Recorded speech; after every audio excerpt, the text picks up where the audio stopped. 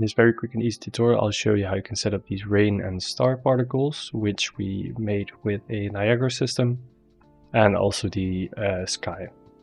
And this is basically just done with a VFX spawner and 2 day sequence devices. And you can customize the colors, etc. very easily. All of these assets are for free in our Discord, so make sure you join. So the first thing you're going to need in your project is 2 day sequence devices. So just search day sequence device and grab 2 of these. And one of them will be our galaxy sky, and the other one will be our normal sky. So the normal sky, we need this because we can't directly enable and let the galaxy sky fade in. So we basically do the opposite and just fade out the normal sky, which will have a higher priority, which has the same effect as fading in the galaxy sky, because this one has a lower priority. So by default both are enabled, and this one has a higher priority, so you'll see the default sky. To actually show our galaxy sky, scroll down and set this one to none, and then you'll see the simple galaxy sky that I set up. And for the default sky, make sure that sky and fog are both enabled, and the same for the galaxy sky.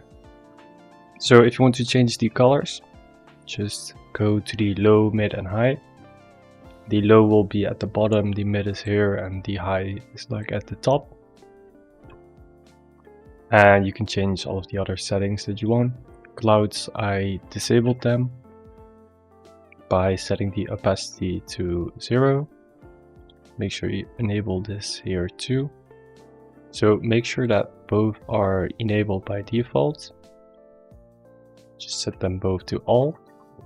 And then for the rain, I'll just post these materials, textures and Niagara system in our Discord. I'll just post them for free. So for the textures, I just made this simple one in Photopea, and it's just a black line with a lower opacity outline. It's kind of blurred. And make sure it's set to user interface in compression settings.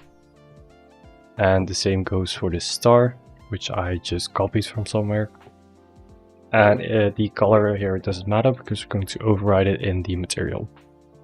So just open the rain material and you'll see it's pretty simple. We only have the color, so set this one to the cubes. You can actually see the rain material, and then you'll see this purple part here and the white part. When we're going to spawn these VFX particles, we're going to invert it. So right now this white part is at the top, but it will be at the bottom in game. So the purple part is determined by this color here. You can change it to blue or whatever live event you have. I'm just going to leave it at purple for our galaxy. And this is the white part, so what is going to be at the top. So if we change this to pink, you'll see that it changes as well. And we do this white part with a radial gradient exponential node. So the center position, which is this node, and this corresponds to here on our texture, is where it's going to start creating this circle of a gradient. And the radius is how big the circle will be, and the density is how wide it is in our case. So if you put a higher density, it will be more wide, like so. And if you put a higher radius, it's going to increase the white part. And then we lerp both of these colors. So if you want a bigger difference in the colors, basically, just put a higher number here. And then this is just used for determining the size of the texture. And the smooth step, just leave this. And the star material is basically the same. If you switch it to cube here, you'll see the texture. You can change the color and the radial color. So this is the middle part, which is the radial. If we change the density here, you'll see it better. It creates a circle here. But if we just put this back to 1, it will have a nice effect. And make sure it's also plugged into the emissive color. And how this works is we use the texture sample. It looks a bit weird here. Let's switch to rain. Well, you don't see it here, but it's basically this stripe. And we get the opacity node, which basically determines where there is color. And if there is no opacity, it means that there's nothing there. And if there's no opacity, it means that there's nothing there on the texture. And this opacity node, we plug it into the opacity value of our material, which basically means that only things that are shown in this texture are going to be shown in the material. And the colors we use are different values for that. So the star material is basically the same. Then we can go to the star rain. And you'll see that all of the particles move up, but that doesn't matter, we're going to invert it. You'll see that the left one is our star particle and the right one is our rain particle. And if you want to change how often it spawns, you can change the spawn rate. This one for the stars and this one for the rain. And then the lifetime, it basically determines how long the particles stay. So let's turn it around. Oops. So.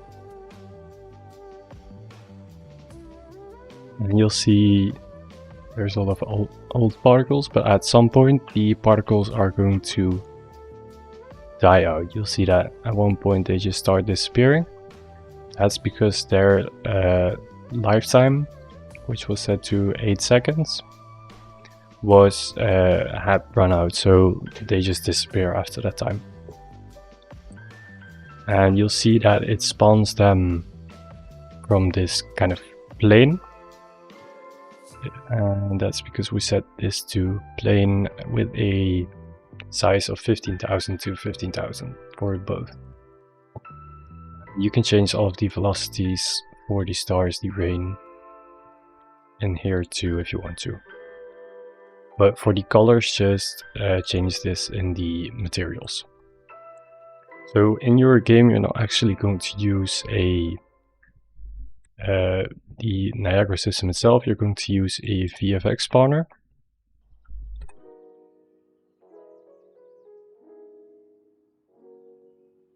So just set the visual effect override to on, and in here just grab your NS star rain. And we need to turn this one around too. I like it when it's kind of at an angle like so.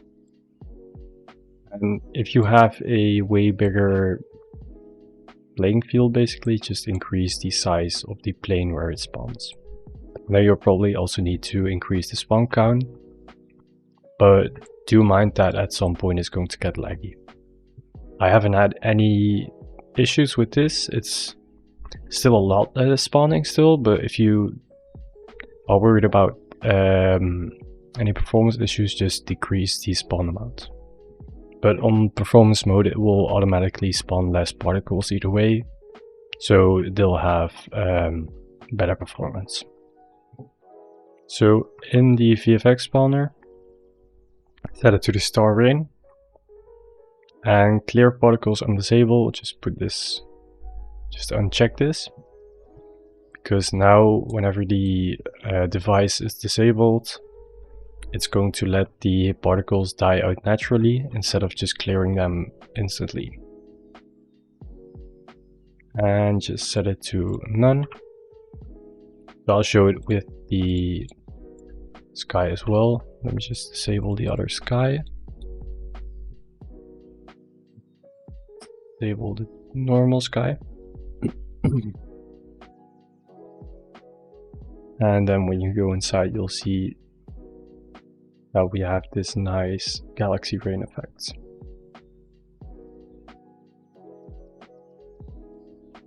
Like so. And to do this with a trigger,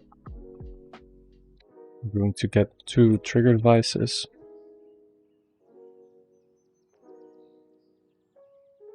This one will be our enable galaxy.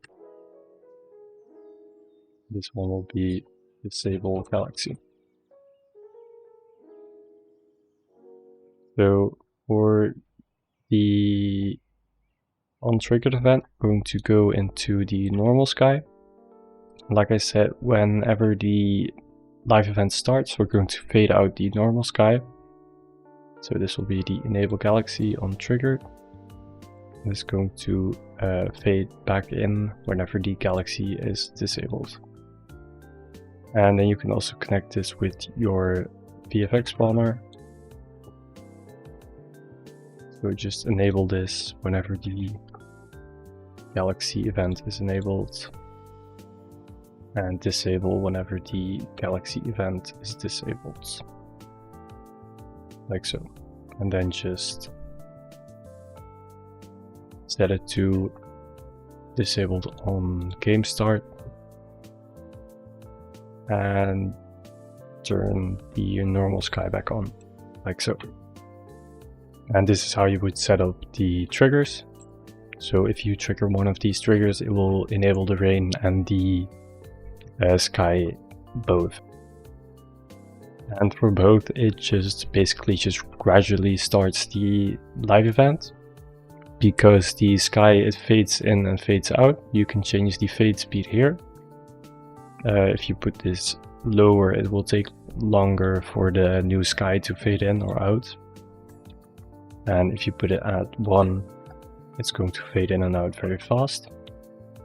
And the VFX stages start spawning whenever the trigger is triggered. And once the disable trigger is triggered, it's going to stop spawning them. But the ones that were already spawned, they'll stay there until they die out. And you can change that with this setting if you want. So the assets can be found in our Discord for free, and we're going to be posting a lot more free tutorials in the next weeks. We're going to do a simple snake game and a custom inventory and hotbar system for abilities. And they're both going to be crazy for free verse scripts, so make sure you join the Discord so you'll stay up to date with all our activities.